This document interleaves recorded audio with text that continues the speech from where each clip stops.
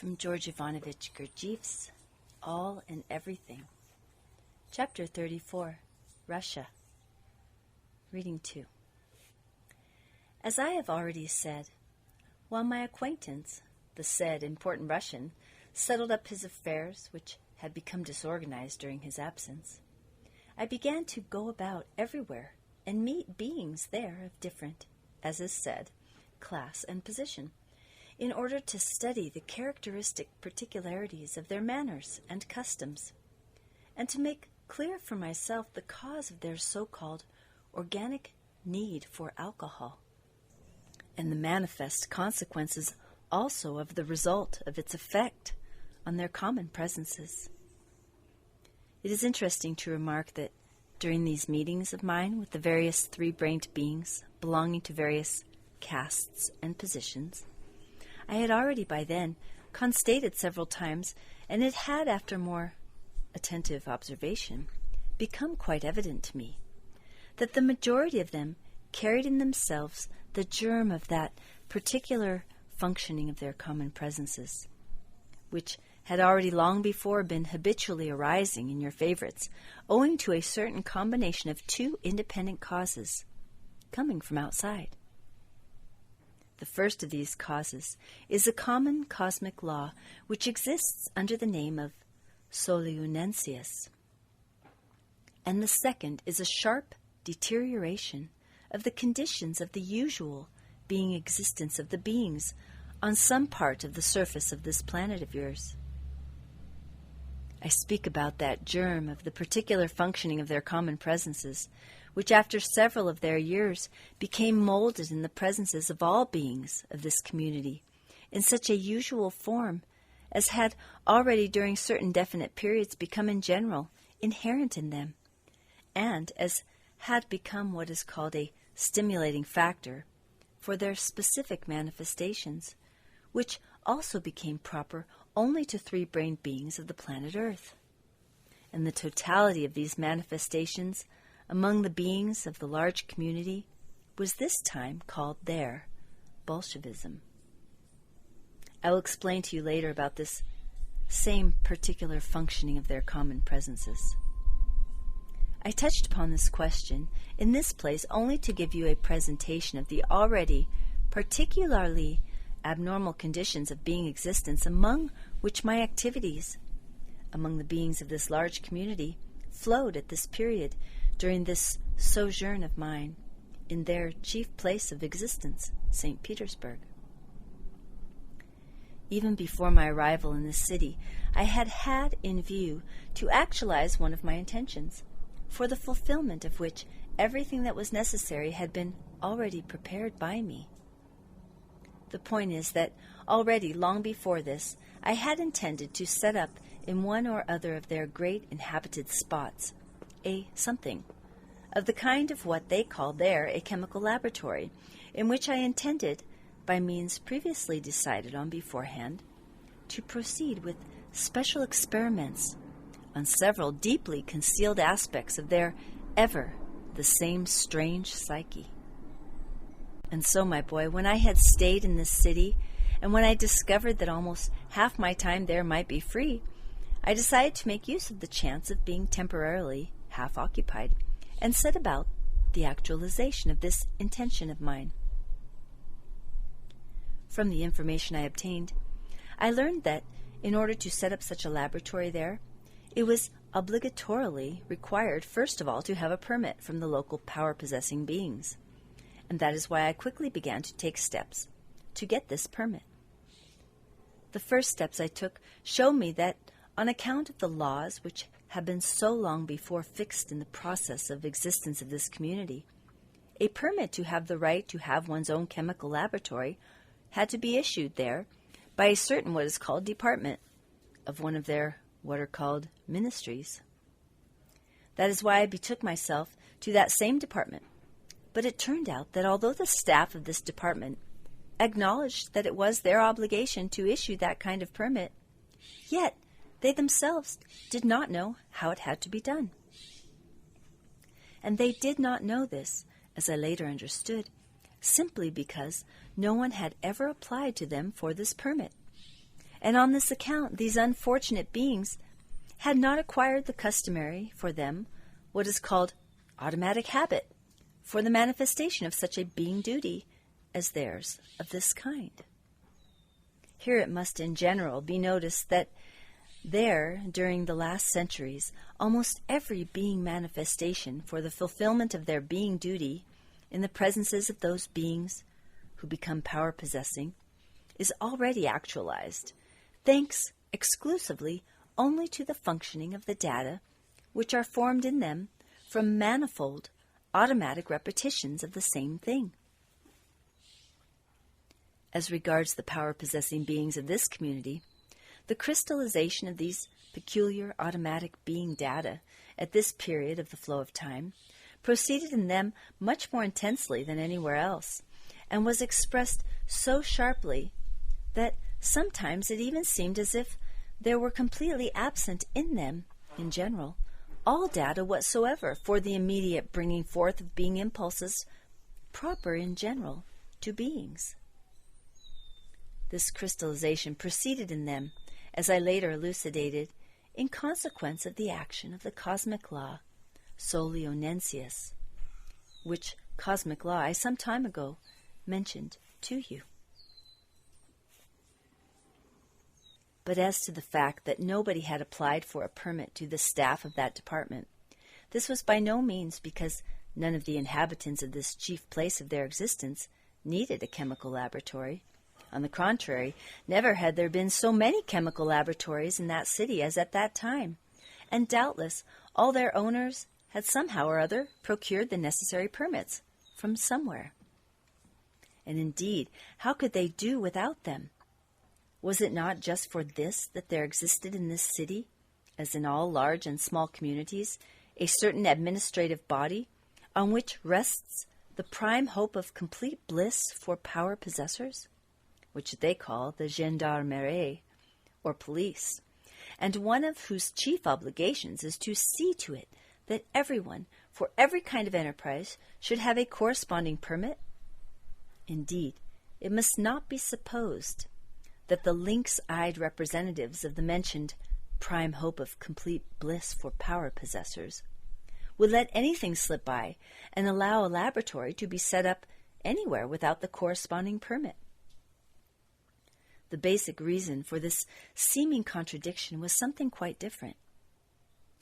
It is necessary to tell you that in this community, the attitude toward the laws and regulations established by beings in the past for normal, according to their understanding, mutual relationship, and in general for ordinary existence, had become such that the only beings who could obtain the benefits to which they had objective right were those who knew how to act to the contrary, that is, against the laws and regulations there. Of these private laboratories, such as I wished to set up, not one but thousands could be found there. It was merely necessary, first of all, to know the abnormal ins and outs needed for procuring the permits for these laboratories, and then to act in accordance with these abnormalities. I, however, on account of the short time I had stayed there, had not yet had time to make clear for myself all the subtleties of the ordinary being existence, which had begun in this community, as I said, to become particularly abnormal. That is why, when I set out to take steps to get the permit I required, there began for me these endless vexations, or as they themselves say in such cases, the idiotic dilly-dallyings, which were also fixed not long before in the process of their being existence, and in addition, all this turned out in the end to be quite without result and unnecessary. It began with this. When I had reached the aforesaid department and addressed myself to the staff there, they all began to eye each other perplexedly and to whisper together, and several of them rummaged through fat tomes in the hope, obviously, of finding some written rule about the issuing of these permits. Finally, the oldest of them came toward me and importantly required from me that I should first of all bring him from a certain other department certain information concerning my personal, as they express it, loyalty. It was from just this that my further endless perambulations began, from one department to another, from, as they say, one administration to another, from one official specialist to another, and so on without end. Thus, the business continued until from the so-called district officer, I had to go to the so-called parish priest, and so on, all but to the official city midwife. Besides this, one of these departments, why I don't know, required that a certificate issued by another department should be stamped by a third. In one department, I had to sign a certain paper, in another to answer questions having nothing to do with chemistry, while in a third it was explained to me, and I was advised how I must manage with the equipment of the laboratory so as not to be poisoned, and so on and so forth. It turned out, as I later elucidated, that I had been, without at all suspecting it at the time, with an official among whose obligations was that of dissuading from this abominable intention those who wished to set up chemical laboratories. But the most amusing of all was that for obtaining this permit, it was necessary in turn to apply to those official servants who had not even the remotest notion of what in general a laboratory was. I do not know how all this would have finished if, having wasted almost 2 months, I had not myself in the end thrown up all these foolish hustlings around. I threw them all up for a reason which was not without its humor. According to the rules of all these senseless dilly-dallyings, I had to get, among others, a paper from a doctor, official also, certifying that no danger would menace my personal health from my occupation in this laboratory.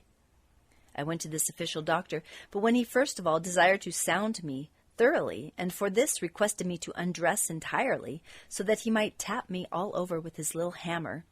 I could not, of course, in any way consent. And I could not consent to this because, if I had bared myself, I should inevitably have betrayed my tail, which there on your planet I skillfully hid under the folds of my dress. And you, of course, well understand that if any one of them were to have seen it, then everyone would very soon have known that I was not a being of their planet, after which it would have become already entirely impossible to remain among them and to continue the experiments interesting to me for the elucidation of the strangeness of their psyche. That is why I went from this doctor without the paper necessary for me, and from that time I threw up everything and no longer tried to obtain a permit to set up my own laboratory. In spite of the fact that I went about there, everywhere, pursuing my special aim, hustling at the same time for the said permit, I nevertheless often met that important Russian,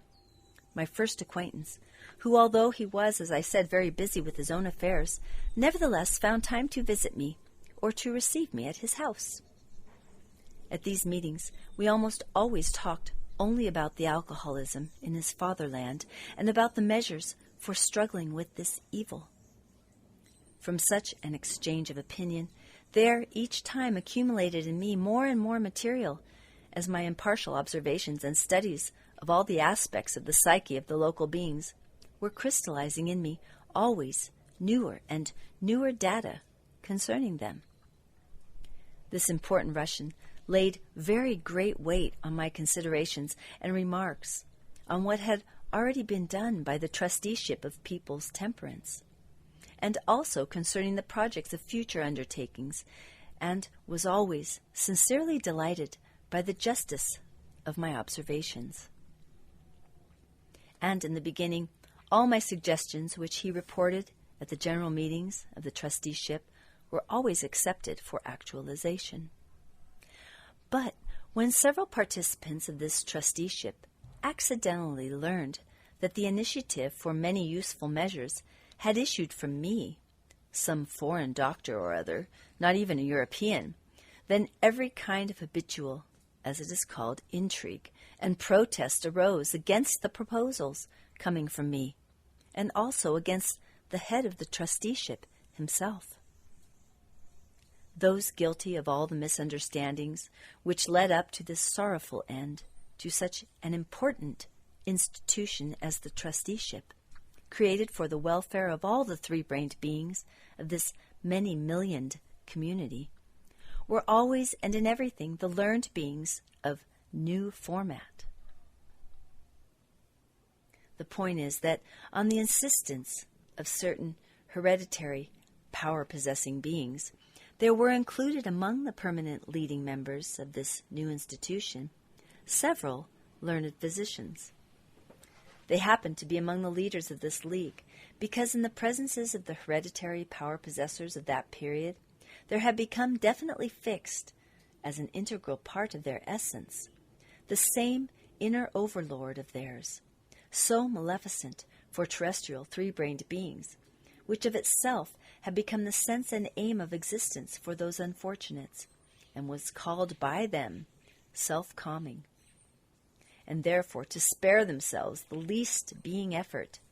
they insisted that these learned physicians should without fail be included in this important institution of great social significance. In recent times, for some reason or other, the members of that very profession became learned beings of new formation. It is further necessary to tell you that when certain of these learned beings of new formation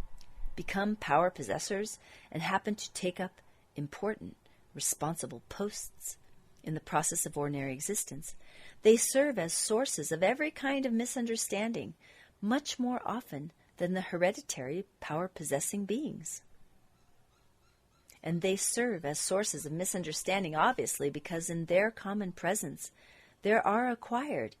and interwoven in a particular way the characteristics of three quite different contemporary types of your favorites, namely power-possessing beings, learned beings of new formation, and professional physicians. And so, my boy, on the initiative and insistence of several hereditary power-possessing beings of that community, especially of those who, while outwardly still possessing power, had no more inner significance than empty hourglasses or deflated gas bags, the accomplishment of such a serious task as the relative saving of many millions of beings similar to themselves was entrusted to those genuine stuffed turkeys, or as they would say there, upstarts. At first, as long as these upstarts who had accidentally been brought to power carried on the petty intrigues proper to them, just among themselves, it was still only half a calamity for the common undertaking. But when, thanks to all kinds of maneuverings, intrigues began between all the members of the League, and they broke up into different factions, a pernicious custom which is very widespread there and obstructs the actualization of every promising beginning. Then, even such a good beginning as this League, founded for the general welfare of contemporary three-brained beings, began, as they say, to crack at the seams. Those petty intrigues of theirs proceeded in full between the separate parties, as well as between the separate members of that absolutely indispensable state organization, just at the time I arrived with my first Russian acquaintance in the chief place of existence of the said community. When those upstarts who had accidentally received power learned that many of the counsels and indications on the business of improving the organization proceeded from me, that is, just from a professional like themselves, but who was not included in their so-called corporation, well, just then, understanding well that none of their intrigues and subterfuges could have any significance at all for me, they directed them against the head of the trusteeship chosen by themselves. It is apropos very interesting, lightly, to remark here that although every kind of data for bringing forth various being impulses which they should have are in general feebly crystallized in the presence of these contemporary professionals there, then the data which brings forth the impulse called corporate feeling, for some reason or other, is crystallized and functions in them very strongly. And so, my boy, as long as I did not yet know that to be occupied with intrigues and dodges, or as sometimes they themselves still express it, mutually to get rid of each other, is already unavoidably inherent in power-possessing beings of this community, I still hoped for and patiently awaited that time when eventually the corresponding conditions would give me the possibility of actualizing my fundamental aim, namely the possibility of proceeding with the elucidatory experiments on the psyche of the terrestrial beings in mass. But when it became definitely clear to me that here in this community, under the existing conditions of reciprocal relationships, it would be impossible for me to succeed in this, and I also became convinced that it was impossible to get one's own chemical laboratory there honestly, strictly according to the laws fixed in this community, I decided to remain there no longer, but to depart, in order to seek suitable conditions for my said aim, to some other European community. When my first acquaintance, the important Russian, learned about this decision of mine, he was greatly grieved. Greatly grieved also were yet several other Russian beings who indeed wished more or less good for their fatherland, and who during this period had had time to become clearly convinced that my knowledge and my experience might be very useful for their fundamental aim. On the day of my suggested departure, this trusteeship was preparing to open the big building, which, as I have already told you, was just designed for the aim of the struggle against alcoholism, and which the beings there, on the day of its opening, call by the name of their Tsar, the People's Building of the Emperor Nicholas II. On the eve of my departure, my first acquaintance, the important Russian, came to me unexpectedly, and having sincerely expressed his regret at my departure, begged me very earnestly to postpone it for several days, so that after the consecration and opening of the said building, he might travel with me, and incidentally rest a little from the recent bustle, intrigues, and subterfuges. As I had no special reason to hurry, I agreed, and postponed my departure for an indefinite time.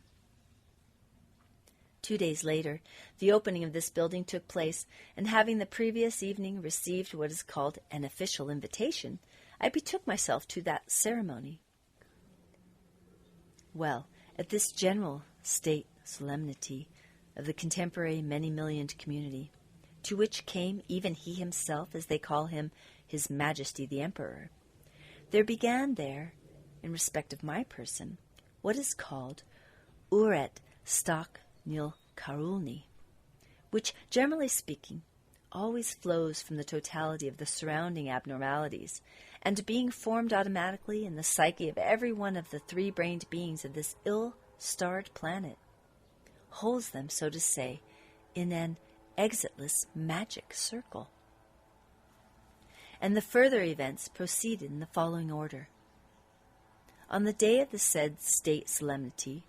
while the ceremony was still proceeding, my first acquaintance, the Russian, suddenly ran toward me, shoving his way through the beings who appeared there in all the blaze of various what are called orders and regimentals,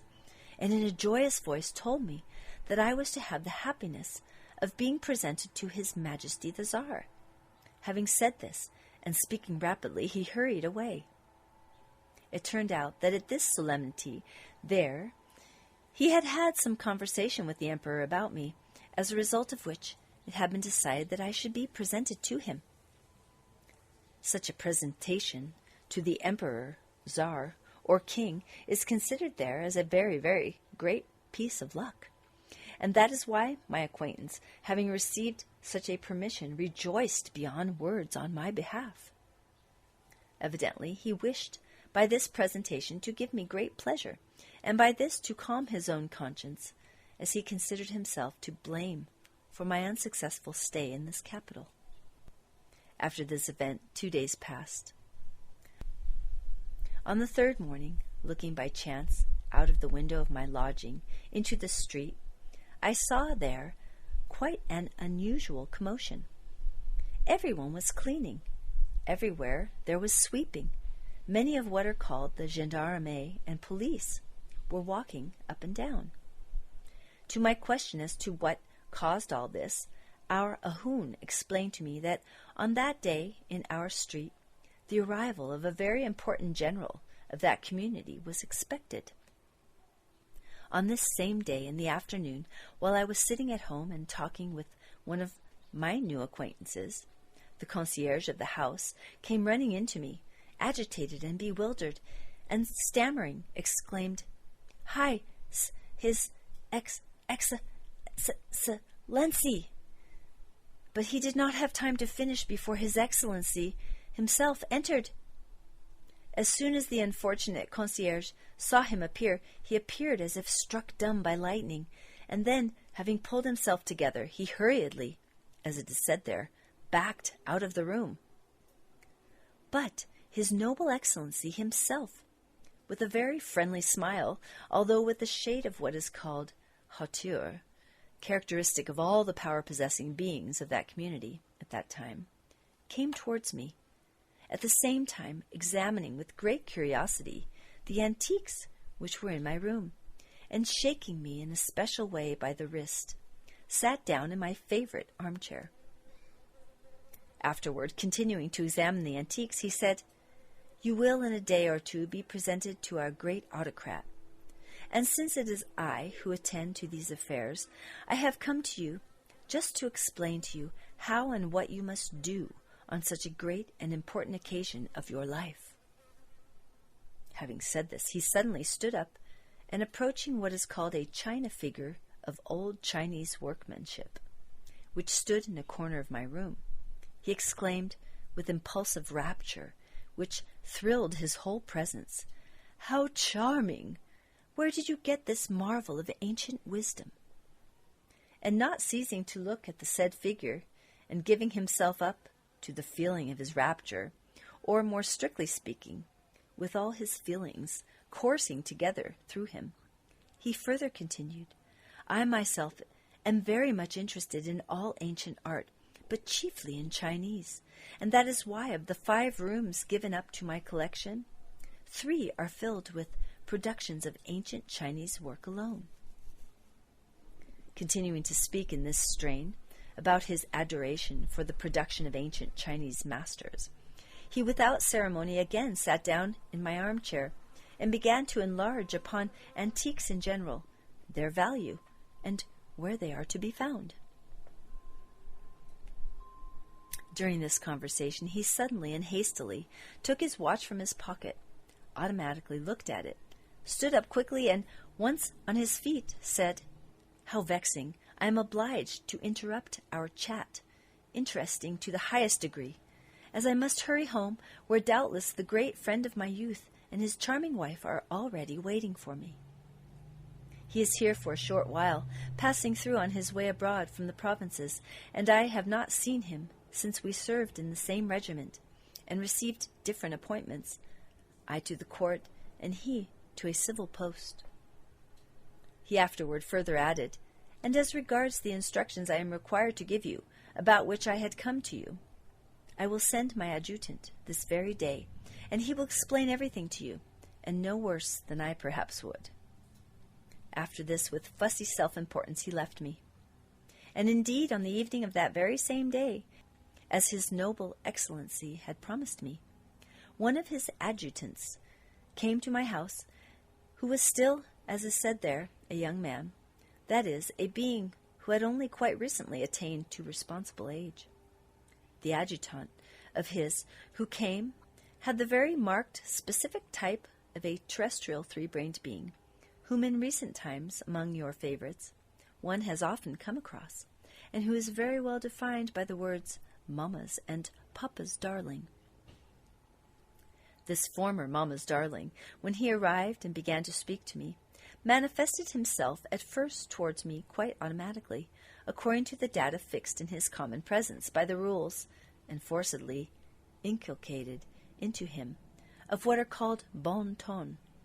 And when, a little later, it became clear to his being rumination that I belonged neither to his own caste nor to a higher one, but appeared to be one of those beings who, according to the abnormal understanding of the beings of that community, are considered little higher than what are called savages. He immediately changed his tone, and again quite automatically began to manifest himself towards me according to the data for commanding and ordering about. Data also already fixed in the common presences of the beings of that community of that period who belonged to that caste.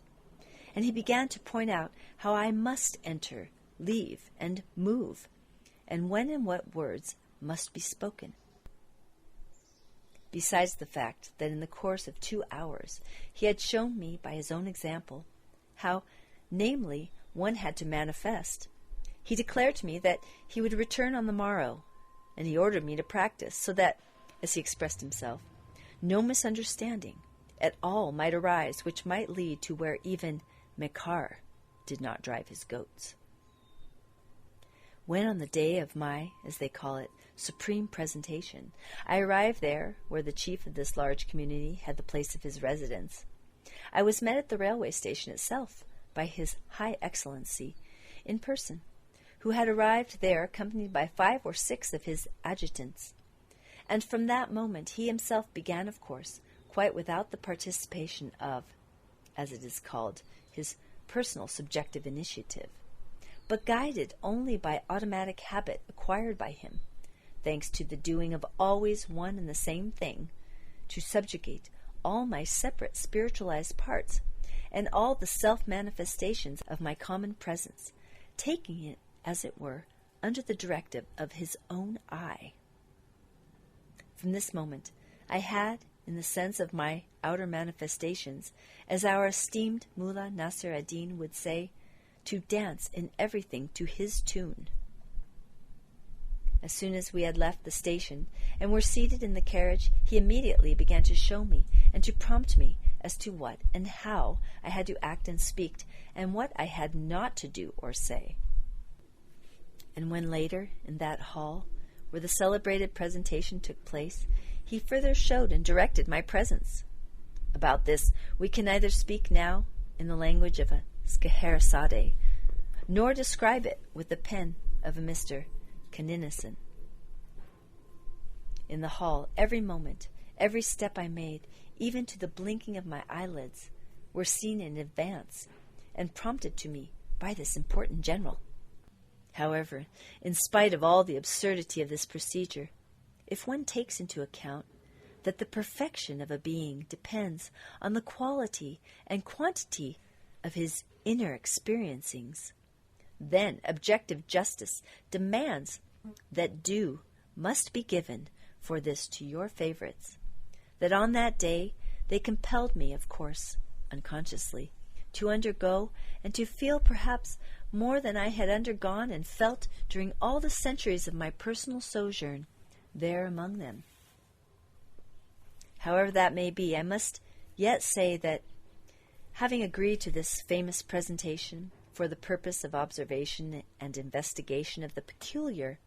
and such a contorted psyche of your favorites, and after all the great agitation which I had lived through on that day, I finally breathed freely, only in the carriage of the train, after my tormentors, particularly that important general, had left me alone by myself. In the course of the whole of that day, I was so occupied with the fulfillment of all the innumerable foolish manipulations required from me, and which fatigued me in view of my declining years, that I did not even notice what the unfortunate emperor there looked like, or how he manifested himself in this comedy. Now, my boy, if you will strive to assimilate well the information about the subsequent events which happened to me, and which were the results of this famous presentation of mine to His Majesty the Emperor, then you will probably acquire the possibility of clearly picturing to yourself, and well understand how, there among your favorites, particularly in this large community, Russia, at that period, there what is called individual significance, particularly in recent centuries, began to be appraised and be built up for the majority of these unfortunates, always exclusively on the basis of the outer ephemeral, as they are called, vietro, snel,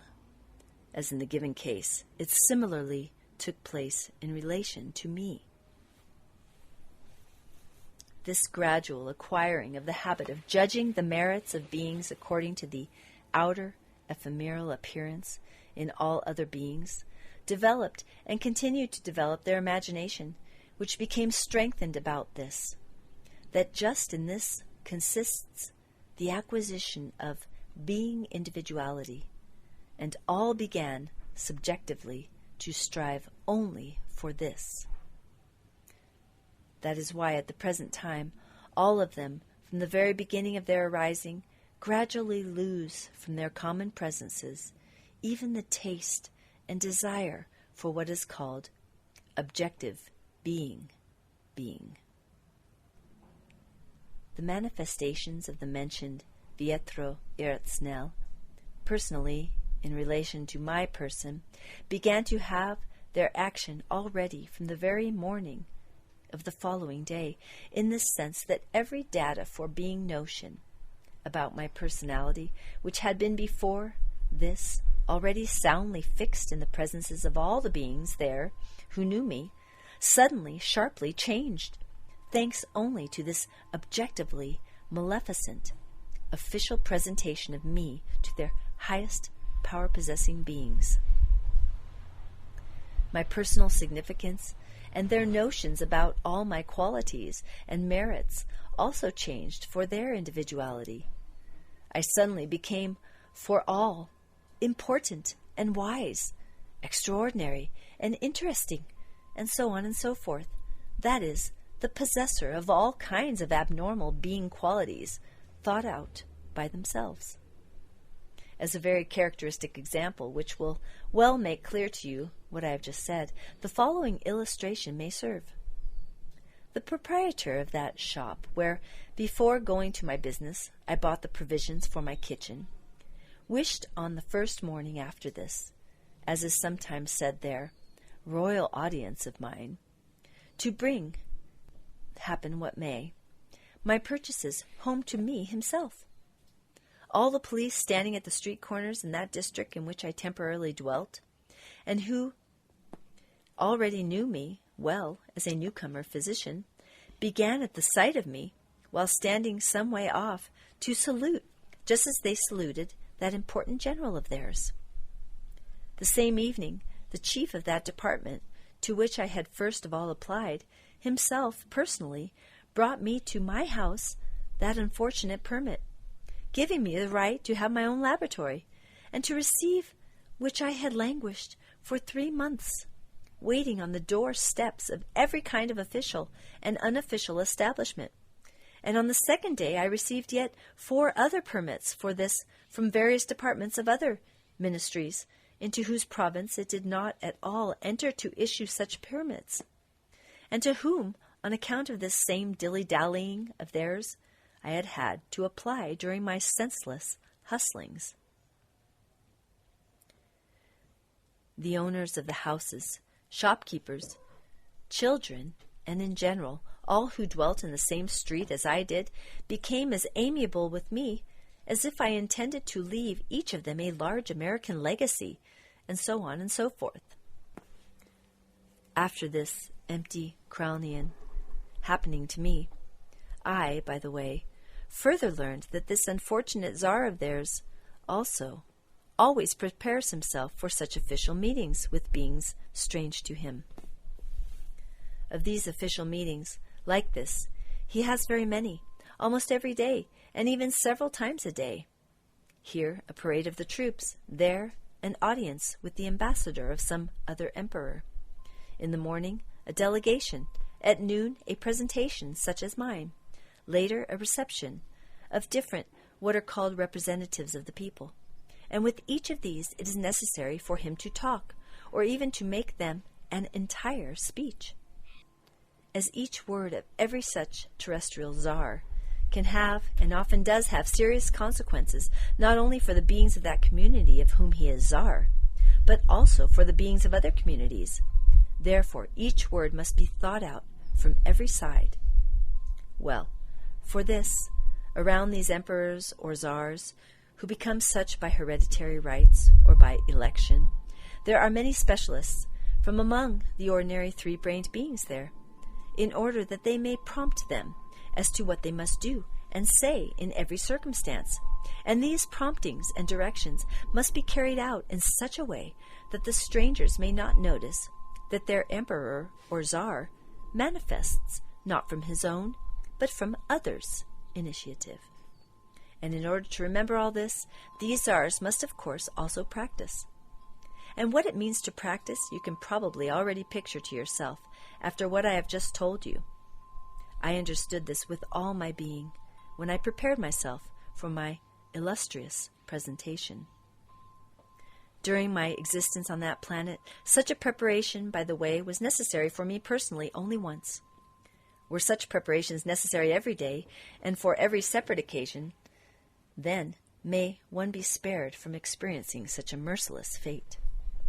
I personally, at least, would not under any conditions be in the skin of such a terrestrial emperor or czar,